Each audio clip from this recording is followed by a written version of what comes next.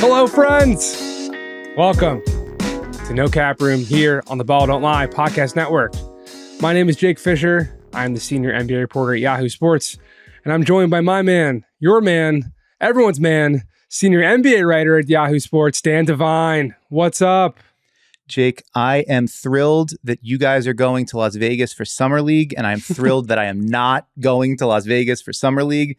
Just 10 toes down here in Brooklyn for the next 10 days and not being in 120-degree deserts. But my understanding is that it's a dry heat, and then the sand turns to gold. Everyone always says it's a dry heat. It's not that bad. And let me tell you, a dry heat at 120 degrees is still pretty hot. Yeah, man. We will be going to Las Vegas. I'm flying there tomorrow, a day before the games start on the 7th, which is why we are recording today, Wednesday. And if you're hearing this immediately upon publication, it is also Wednesday and not our usually scheduled Thursday programming. But we're here. We're here to talk some free agency, and we will get into some Summer League tidbits along the way. But we don't have a ton of time today, so I'm just going to jump right into it. And we've got some superlatives, I guess, to give out to some free agency signings, some players, some teams, just kind of as a way to talk through this board and keep us organized here. So first, Dan, your best signing. I see you are a fan of what Milwaukee did. Please elaborate a little bit further for the people. Yeah, we can go through this pretty quick. I mean, the Bucks brought back, in addition to other sort of smaller moves, they brought back Chris Middleton, 3 years, $102 million, I believe. They brought back Brook Lopez, 2 years, $48 million. Those are, I mean, bringing back your own guys is not the most exciting thing you can do in free agency, but given where the Bucks are, title contender, if they end way over the cap and into the tax, if they didn't bring those guys back, they had no way to replace them. And what Chris Middleton and what Brook Lopez have meant for them on both ends of the floor, being part of that championship core, you can't just let those guys walk for nothing. You have to find a way, even if it's going to be painful going into the tax. So bringing them back kept together a team that believes it can win a championship, and the alternative was dire. So that, if nothing else, like at the top of that list there. And then the other one that I had sort of in that similar vein is Draymond Green back to the Warriors, 4 years, $100 million. If nothing else, clarifies where the Warriors are now. There was a brief dalliance with the notion of we build for the future while also and then obviously that didn't work. The two timelines plan derailed pretty, spectacularly in, a big fireball. And so now we know exactly what we're doing. We're keeping together our championship core. We have now established a precedent for keeping one of those guys on an extension that lowers the average annual value of his deal. So what's up, Klay Thompson? You're next on the list in that regard. And not for nothing, the value is still pretty great. Like Draymond was an all defensive team caliber player last year. Like if he had played, stayed healthy and played all the games, maybe a defensive player of the year candidate last year. And you're going to be paying him like Kyle Kuzma money. And so obviously that's on a new deal too, but that feels fine. $25 million a year for Draymond doesn't feel crazy. And it also, again, establishes this is what this team believes it can be and wants to be doing. Whether they get there, remains to be seen. So the Bucks situation was interesting in that Brook Lopez was kind of looming out there. People were wanting to know what was happening with Brook. If memory serves, he signed late Saturday Eastern time when, everyone in the league, everyone and their mother knew that the Rockets were waiting with a 2-year, $40 million offer for Brook Lopez. And as Friday afternoon started to, the numbers started to get whispered about around the league, what was coming, what was probably going to be coming, what was potentially going to be agreed upon minutes after free agency opened, I'd started to get some sense that the Rockets' 2-year offer might end up being closer to 50. So as it waited, and we waited, and the other centers out there, like Dwight Powell and Mason Plumlee, and go down the list, were waiting for the Rockets to see what they were going to do. When his number eventually came out as 248 with the Bucks, I thought to myself, Wasserman, the agency that represents Brook Lopez, did a pretty good job here. So to get that money, though, because you're the guy who sort of coined the phrase on last week's episode. For Brook, does he go from belle of the ball to beast of the ball? I mean, as a Disney thing and also a giant. Does he sort of switch the side of that and still wind up in the ball? And he was he was leading. He was a handsome, charming prince leaning towards Houston, but then the moon came out. All of a sudden, he turned into the beast.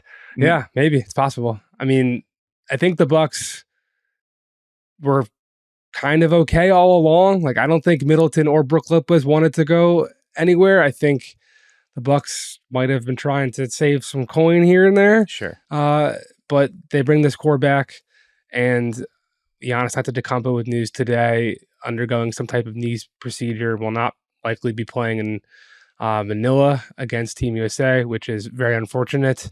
But they're moving right along with rolling this thing all back. It seems like everyone with the Bucks, their goal is getting this group together for, you know, a vengeance streak of what happened in Miami this very spring. To me, the best signing along the Houston lines, I mean, the 3-130 is a huge number for Fred VanVleet to go to the Rockets. But when you consider the fact that the 30 years a team option, I mean, they were going to have, the Rockets were the worst team in the league for 3 straight years. To get an all-star point guard who's won a championship to leave the only organization he's ever known, you're going to have to pay him that type of money. And people can balk at that number, but that's what the Rockets had to do. And I honestly think that this is going to be a similar situation to, I mean, a little bit different because the context is different, but a similar situation to how a lot of people, when they first saw Jalen Brunson's number last year, they gawked at it. And now all of a sudden he's looking at potentially being one of the better value contracts in the league. So Fred's task is to take a bottom feeder team into playoff relevance, a little bit different than Jalen Brunson trying to help a previous 4 seed get back to the 4 seed and all that type of stuff. But when people see how good he is in that type of environment, I think his contract value is going to be not exactly like eyebrow raising come December 15th. Yeah, and it's funny you mentioned Brunson. I was thinking of him in the context of a couple of years ago. When Fred VanVleet got $4.85 to stay in Toronto, I was like, I would have been fine with the Knicks maxing him out at that point when the Knicks needed a point guard and you were looking for like, who is that, you know, adult in the room, organizing grown up that can both be a plus defender and a shooter, pick and roll facilitator, play off the ball, all that stuff. It winds up being Jalen Brunson, different style of player, but similar sort of impact, hopefully, to what they're hoping for in Houston. But sometimes, especially, going from terrible to just normal is a big jump. It's not the biggest jump you can make in the league. That's from like good to championship quality. But in order to get out of that framework, you need sometimes to overpay for that. And we'll get maybe more into that later. But yeah, I understand why the sticker shock of $130 million for a guy who's made one all-star team and never made an all-NBA team. Like it's an eyebrow raising number. I understand that. It makes your eyes bulge out. But yeah. I'm with you. I think it makes a ton of sense for where Houston is and what they needed to spend, if nothing else. We'll definitely talk more on the Rockets after our upcoming break. For now, let's keep it moving to our best value contract. Dan, who do you think scored someone on a nice, sweet, sweet number for the cap sheet? Well, the easy answer on a lot of these is like whoever you got on the minimum. So I don't want to like belabor that too much. Although I will say Dennis Smith Jr. to the Nets as a flyer, I kind of love that. Like the hope is, still athletic, still only 25 years old. Was like an awesome point of attack defender last year. The advanced numbers, absolutely loved him. I think he was second in the league in defensive estimated plus minus, like right behind Alex Caruso. So the hope is like if the jump shot comes online at all, you got an absolute steal. It's also only 1 year though, and the minimum, it's an easy answer. So I'm going to go with Georges Niang in Cleveland. We talked a lot before on the free agency preview episode about Max Strus as a guy that was going to get a ton of attention because of his shooting and movement shooting and the way that teams had to, account for him on the defensive end, but also being somebody who could hold up on defense in the playoffs. Georges Niang hasn't been that guy over the course of his career, but the Cavs specifically, why did they fall apart in the first round against the Knicks?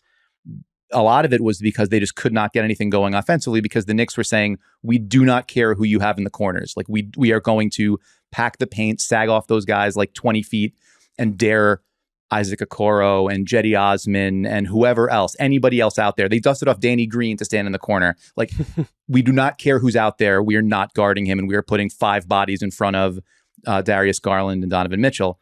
And now, what is Georges Niang? He's a guy who can stand in the corner and you can't leave him alone, right? Like at a basic level.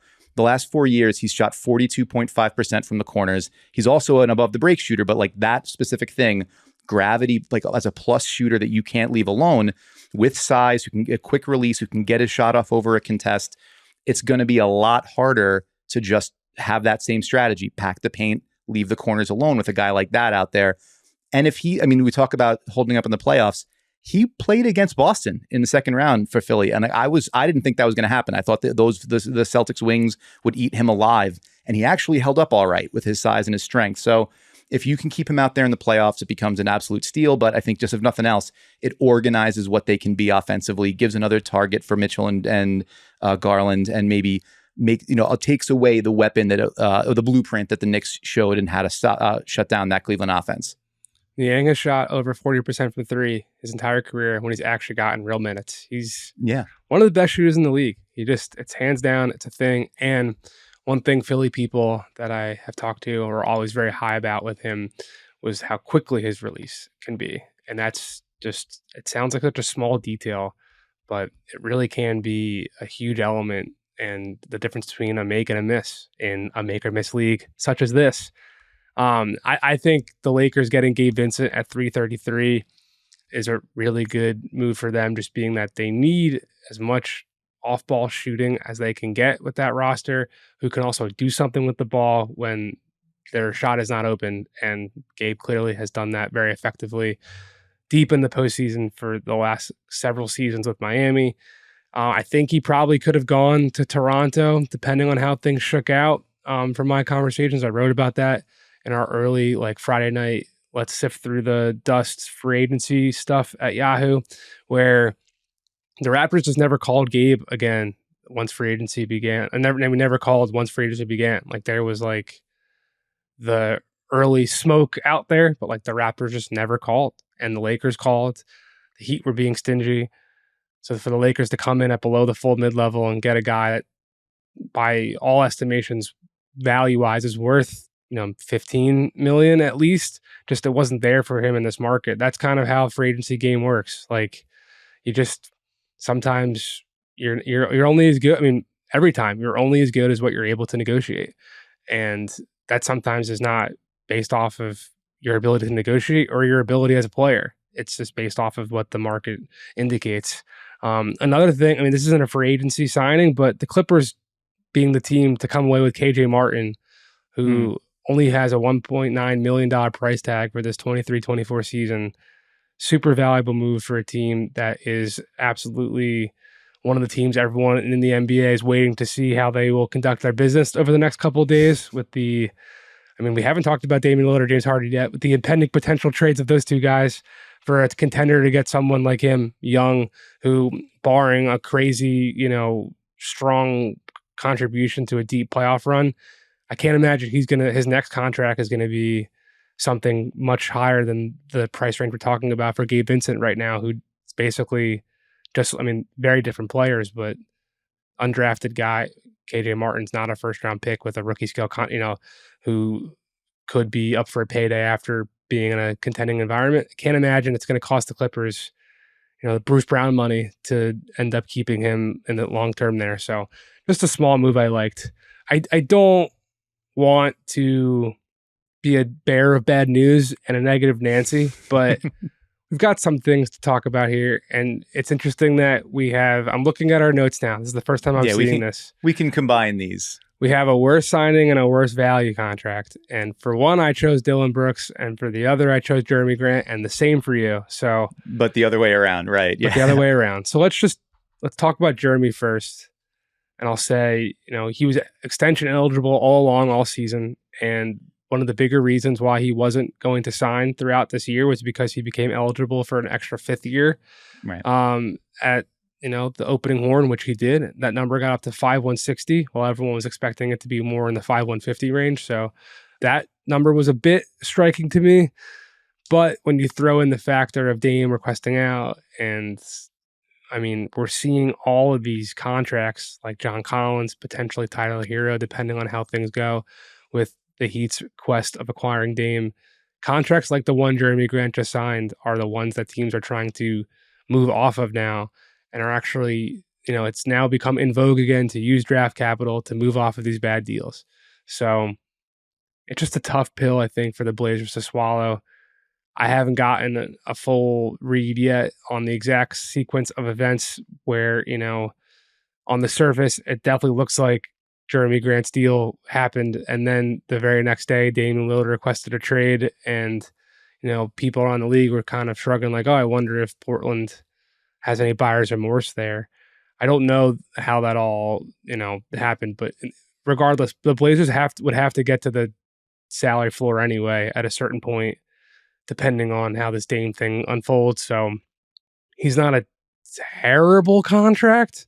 It's just and he's probably in this new NBA, he's probably in that $25 to $30 million price range. That's just kind of what the going rate is for two-way forwards who can score 20 points a game. But I think this is gonna kind of age similarly to how Tobias Harris's contract aged with Philadelphia. Yeah, that's an interesting comparison. Yeah, I mean, it's a couple of things, right? I think it's partially reflective of the fact that this is like there have not been a whole lot of giant deals in free agency thus far. This is the only 5-year deal that's not or agreed to as of yet. That's not a rookie scale, like the max extensions, like Tyrese Halliburton got or Anthony Edwards got. Some of the Desmond Bane got. This is the only 5-year deal outside of those, and it's of these, the multi-year big money deals. It's one of the few that's, going to account for more than 20% of the cap moving forward. And I know there's been some discussion about this. I know that Sam Amick of The Athletic talked about it on Good Word with Goodwill with Vinny on Monday. The importance of maybe reporting some of this stuff less as flat dollar figures and more in relation to what it's going to be the percentage of the cap moving forward, since the cap is likely to be jumping pretty significantly year to year from here on out. This is still going to be like a 20% of the cap kind of deal, even as the cap jumps up. And so you're paying a fifth of your cap to a guy for his like age 29, 30, 31, 32, 33, like through his, I think age 34 is when this ends to be. And we've seen what it looks like when Jerami Grant is the best player on your team. And those Pistons teams were not very good. And we've seen what it is when Jerami Grant's the second best player on your team, arguably. And the Blazers were not very good last year. And so the question is like, the hope is that either you find another team that's looking for him to be that finishing piece, like we had talked about briefly, the idea of like, what if the Kings went all in for him, threw the bag at him to be the Aaron Gordon to, Sabonis's Jokic. Maybe there is that kind of deal. But as you said, a deal this big with this many years on it might require sweeteners to get off of it. And that's a whole other set of problems.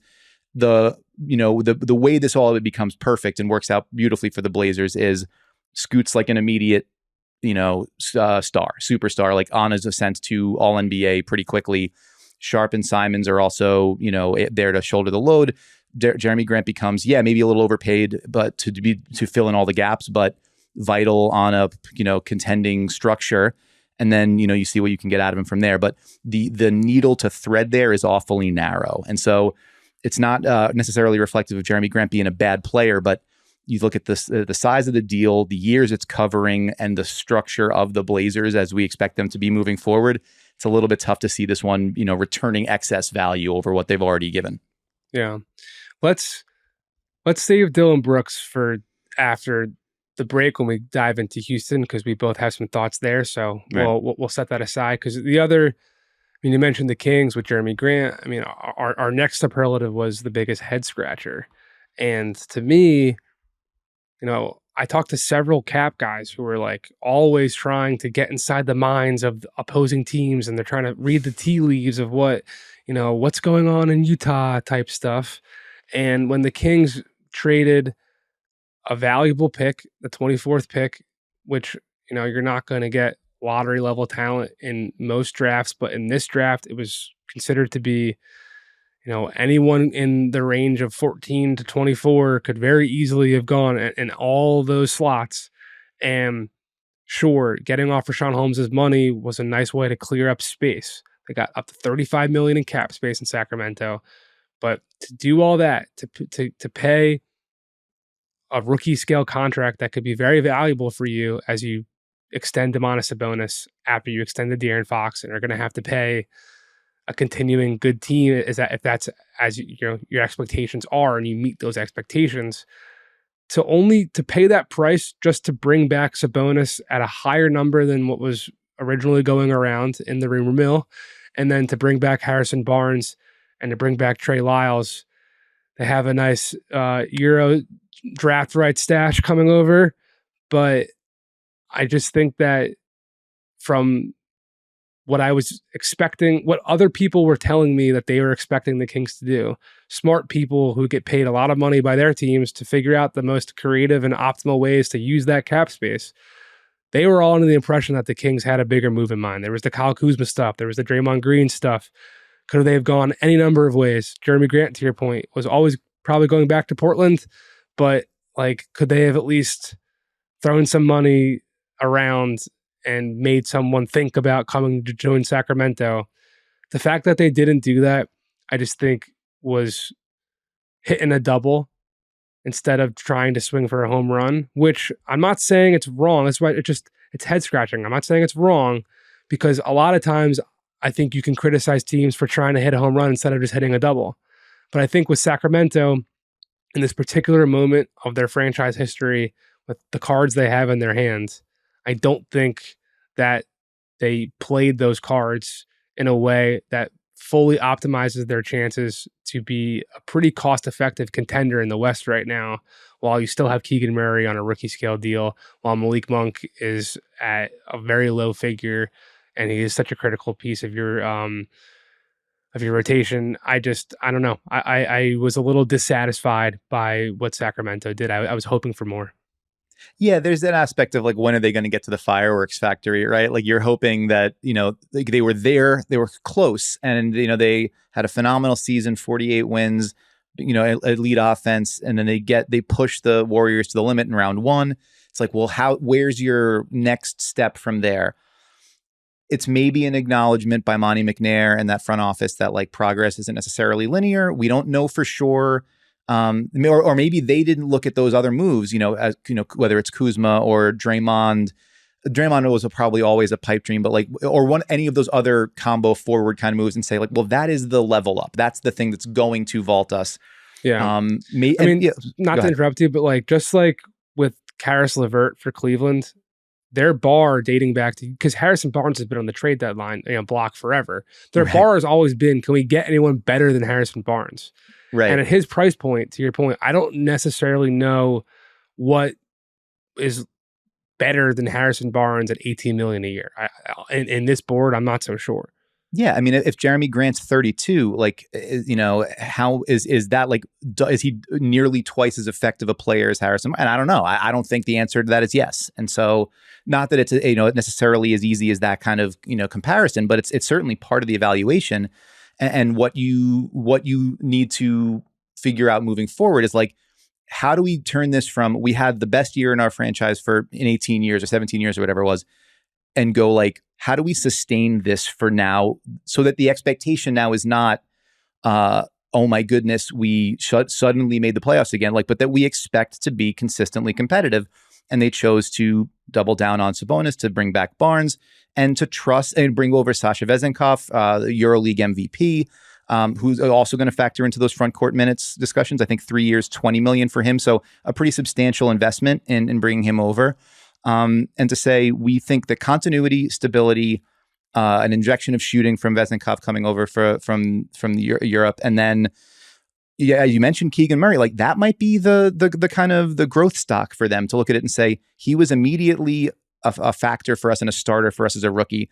Well, let's not put a ceiling on what we think he can be. And maybe in 2 years' time or in a year's time, he's the answer at what that four is, as opposed to, by the time that you're ready to sort of cycle Barnes out, he is now your like stabilized, I believe in this guy, two-way power forward. And then you're able to sort of reshuffle the roster from there. So I think you're right to say, like, it would be cool. It would have been awesome to see them add like a huge piece, but maybe that piece wasn't on the board for them at the price point they had available. Yeah. You had some questions about Toronto, right? I mean, what they do post Fred VanVleet is kind of one of the bigger, I think, storylines that maybe it's not, the headline A with our East Coast, West Coast media biases across the landscape. But I think from an intrigue standpoint, how Toronto moves forward from here, new head coach Darko Rajakovic, losing Fred, Pascal Siakam being in trade talks all summer long so far, their next steps are quite intriguing, I think, to a lot of people around the NBA. Yeah, I mean, there's a time as a flat circle component to this, right? Like trade deadline, all we were talking about was are they going to choose like door A, door B, door C, whatever? Like where are they moving off of OG Anunoby, given all the interest in him, and what's the price point for Siakam and yada, yada, yada. Will they move Van Vliet instead of losing him for nothing? And the answer turned out to be no.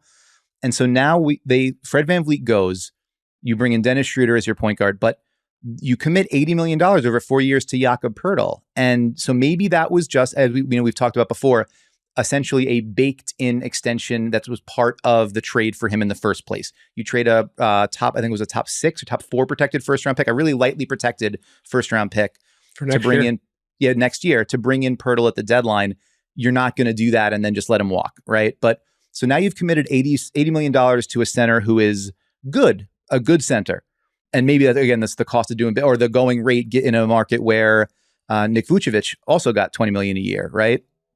But you now have no real future plan at point guard. You are paying a center that's kind of like a aftermarket add-on piece a little bit, $20 million a year for the next 4 years.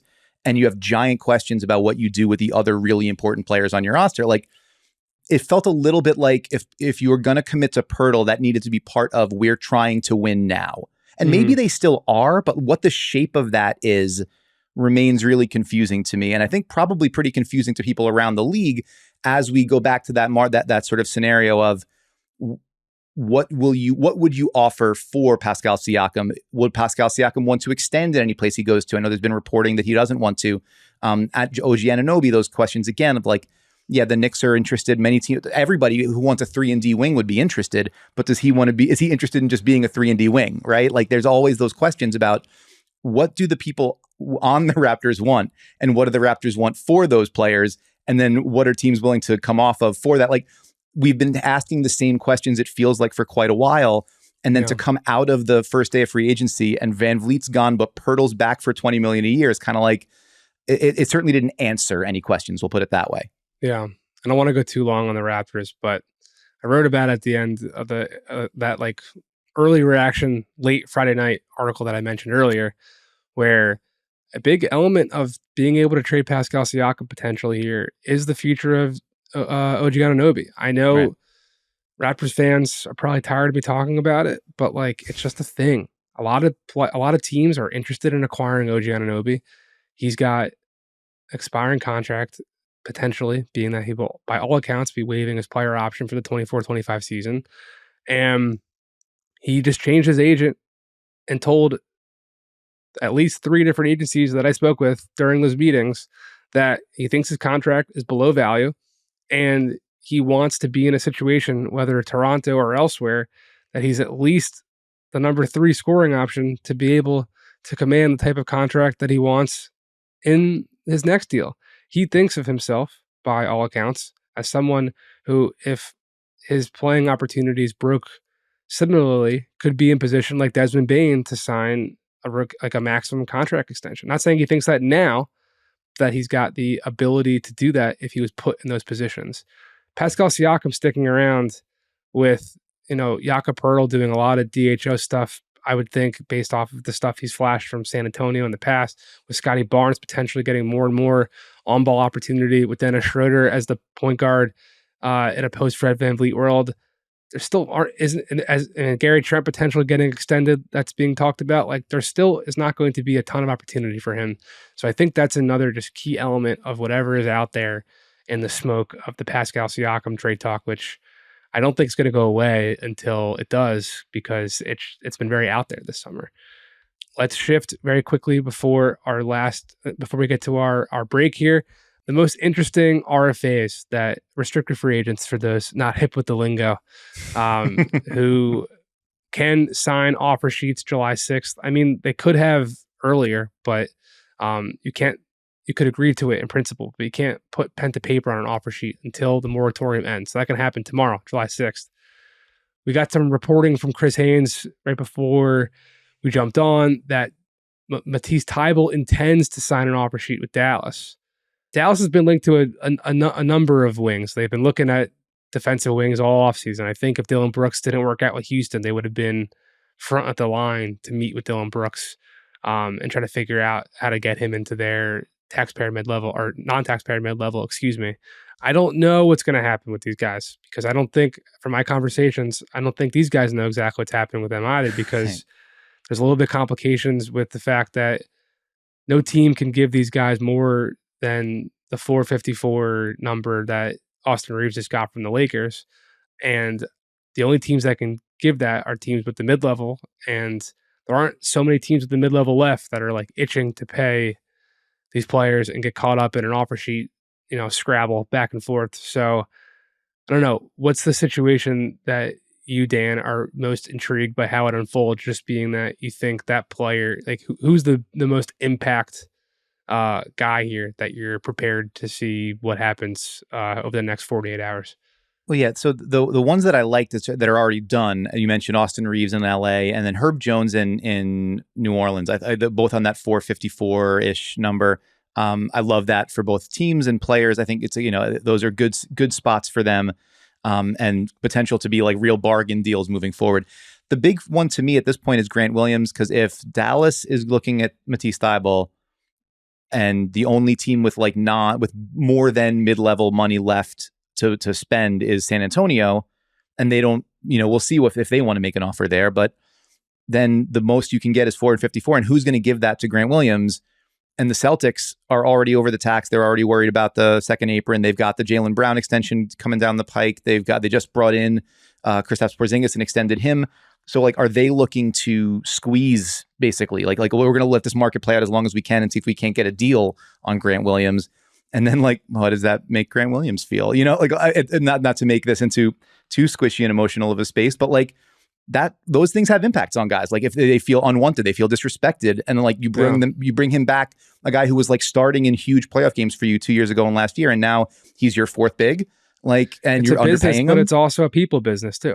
Yeah, it's about relationships and about the way what the money says about where you fit in the hierarchy. And if you're telling him, we'll bring you back and we think you're good, but not that good. What does that do for a team that wants to win the championship? So his is a situation that I think is going to bear watching moving forward. But yeah, to your point, this is every free agency period, somebody gets the squeeze, it feels like, and Grant Williams might be that guy. PJ Washington might even be squeezed more than him because he wants close to 20 million, if not around there, from everything I've heard. And from where, Charlotte hasn't put that money on the table from everything I've heard. And they were so far apart with Miles Bridges that Rich Paul and Clutch Sports just said, screw it, give us the qualifying offer. We don't care. Get us out there. I don't know if other agents would have been so, brash and done that. But I mean, now they're going to get out to unrestricted market last year and hope to be Dillon Brooks 2.0 with Houston. And the fact that already happened, all I'm going to say for now is, because I would like to have more information than I do, I'll say that I think that they're very similar in that the fact that the Charlotte Hornets and Miles Bridges were so far apart that Bridges decided to take a qualifying offer. It also sounds like the Hornets and PJ Washington are very far apart as well. So I wonder where this team with the number 2 pick that so many people think potentially should have been Scoot Henderson and has playoff expectations, and there's these 2 RFA free agents that they were supposed to bring back and ride along together into the sunset of play-in tournament contention. I don't know if Charlotte is building such a progressive build that I don't think it's gaining momentum like they potentially thought they were when they got the number 2 pick in Chicago. I think the vibes around the Hornets are not nearly as optimistic, I would say, things were. Okay, that's that. We'll come back in a few minutes and really dive into what's happening in H-Town. It's going down.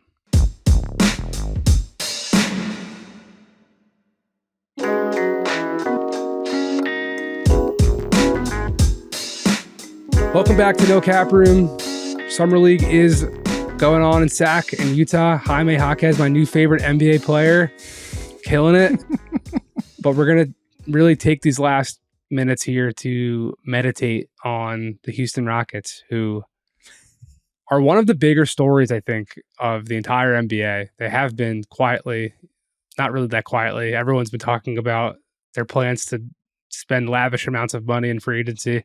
They end up giving Fred VanVleet 3/130, like we talked about. Dylan Brooks, excuse me. That was not a Russell Westbrook Freudian slip. That was just me having cotton mouth in 40 minutes of recording a podcast.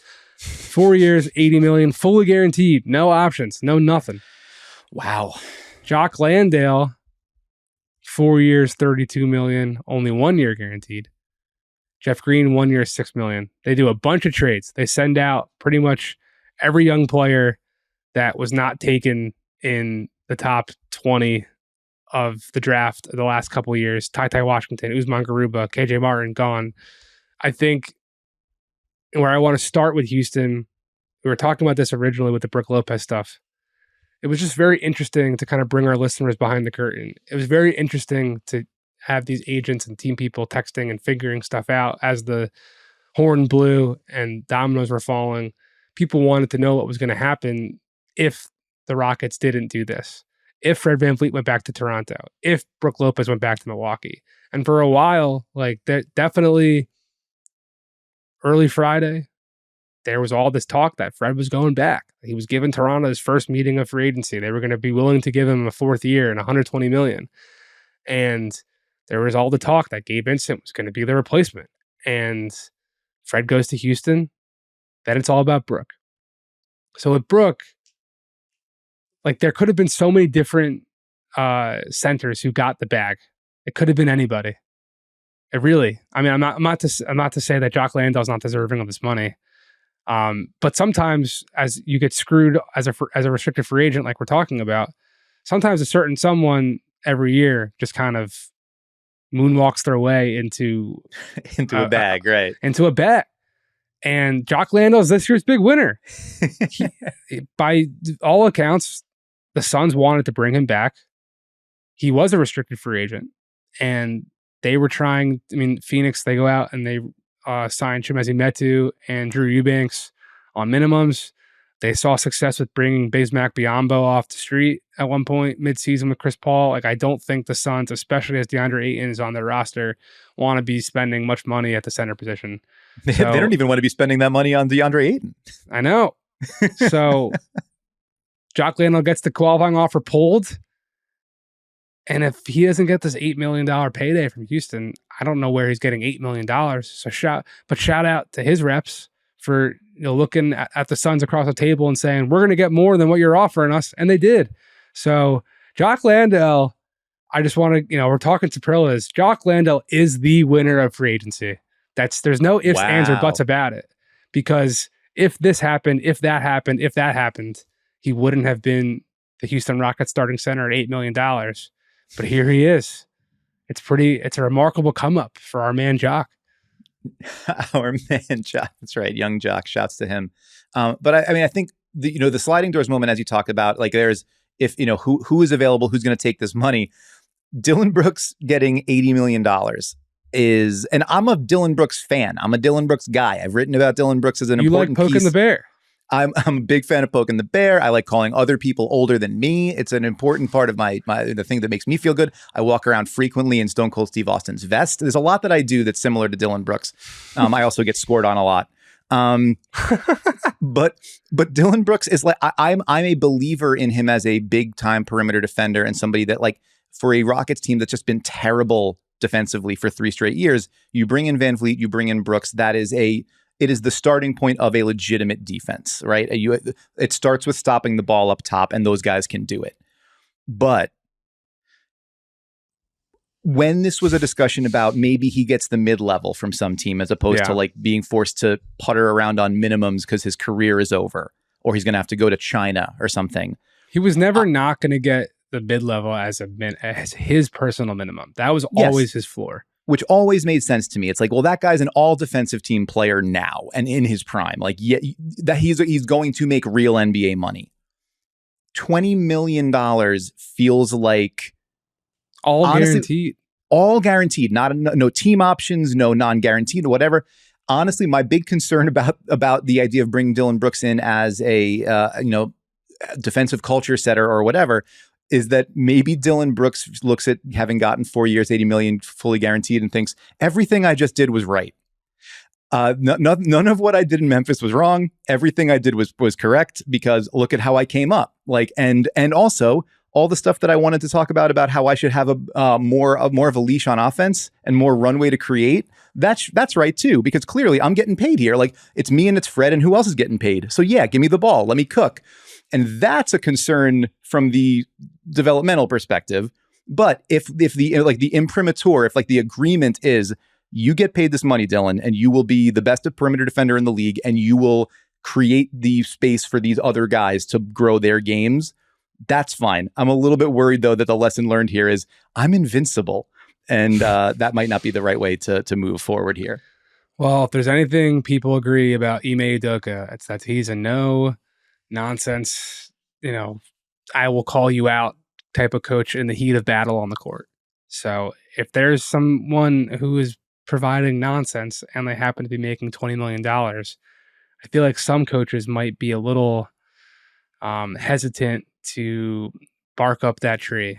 But if you're barking at someone who you've been fully empowered to bark at, maybe that can help. Of those young guys, all the ones that are left, because there's a billion of them. Yes. Which ones are you most interested to see sort of over how this all manifests for them over the course of the next year? Like now we've got a structure kind of in place. Who are you watching to see how they grow in it? It's a great question because that's where my head was heading. Thank you so much, professional journalist. Yeah.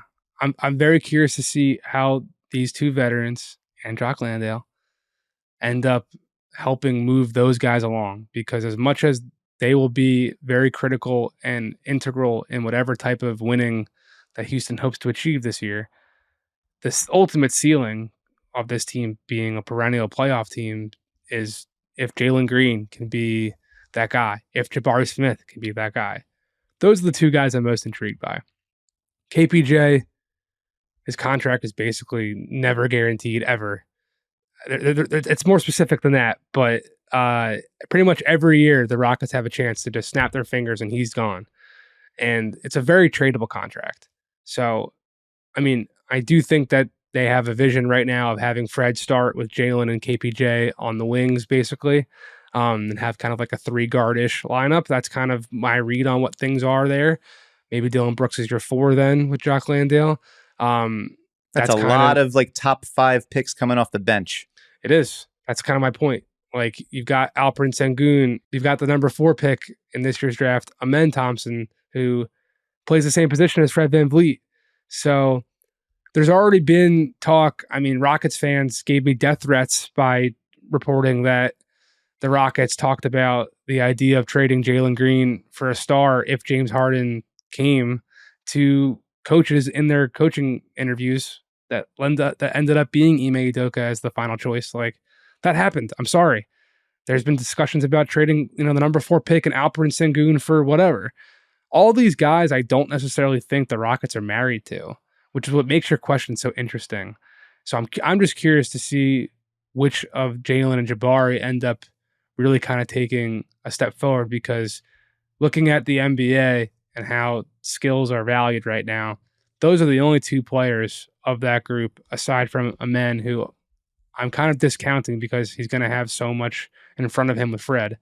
I feel like if one of those 2 guys doesn't take a huge step forward this season, I'm kind of sitting here wondering what all this money is supposed to be leading to the next level if there's no one left to like follow your lead, I guess. Yeah, I think that the way that I want to think about it, and we can maybe this will be the last thing that I have to think about it, because I don't know how much more I could think about the Rockets. I can't know how to think more about the Houston Rockets right now. Is when you need to find out if your quarterback's any good. And what do you so you go and you invest in an offensive line, you go get him a number 1 receiver, right? Are these guys Jalen Hurts? Right. Or yes, very right. Is Nick Foles elite? You know what? But you want to try to figure out, like, we want to remove all the other variables. We know we can protect him. We know we can give him someone to throw to. Can he actually make the throws? So now you've got a point guard to organize the offense. You've got a couple of point of attack defenders. You've got, Jock Landale's not defensive player of the year or anything, but like a professional center behind it, right? There's a structure in place. Which of these guys is going to be able to rise to that structure and show something now that you can see professional players around them with a coach that, as you said, Brooks, no nonsense. And so like, it wouldn't surprise me at all if in a few months, some of those guys are just like on the way out because they will not have proven capable of surviving and thriving in like a real professional environment. They just traded 5 guys already, like Josh Christopher, gone. We didn't mention him earlier. He's out in the sign and trade to Memphis, which Memphis was able to turn, by the way, Dillon Brooks, the statement of we cannot bring you back under any circumstances into we're not paying you the $80 million and we're getting a second draft flyer on a guy out of it. So not bad work if you can get it. One just tiny tidbit, all these sign and trades and whatever that happened, they're all unofficial, and there's so much opportunity for things to get roped into 5 and 6 and 7 team trades that like leave a team with a trade exception that like doesn't actually change the general structure. But just like how the Bradley Beal thing ended up becoming bigger and bigger as the deal was out there, a lot of this stuff just isn't finalized yet and will continue to be tweaked and amended, especially in this upcoming weekend and after the moratorium ends and things start to get finalized. So, and you're going to be figuring out where all those tweaks and turns and everything are, where they wended around the corners in the darkened hallways of the Thomas and Mack Center. There you go. I will be there. Dan will be home. We'll have a ton of Summer League podcast stuff coming up. A lot of Ball Don't Lie people out there. Me, Vinny Goodwill, Kristen Peak. We'll have some guests, hopefully. If they don't cancel on us after we schedule them, that would be unprofessional. But for now, positive vibes. Thank you all for listening to today's episode of No Cap Room. Thanks to John Gennaro for everything he does, always to make this show look and sound great. Special shout outs as well to Evan Doherty and Ron Schiltz and everyone else on the video and social team. You can follow us on Twitter while it still exists, which, we don't know, man. TBD. Like, it just continues to drop. I'm getting a call that I will answer after I'm done doing this. Dan is at Your Man Devine. I'm at Jake L. Fisher. Subscribe to Ball Don't Lie on YouTube or whatever podcast platform you're currently listening on, and leave us a 5-star review. We appreciate you. We'd appreciate it if you came back next time for another episode of No Cap Room.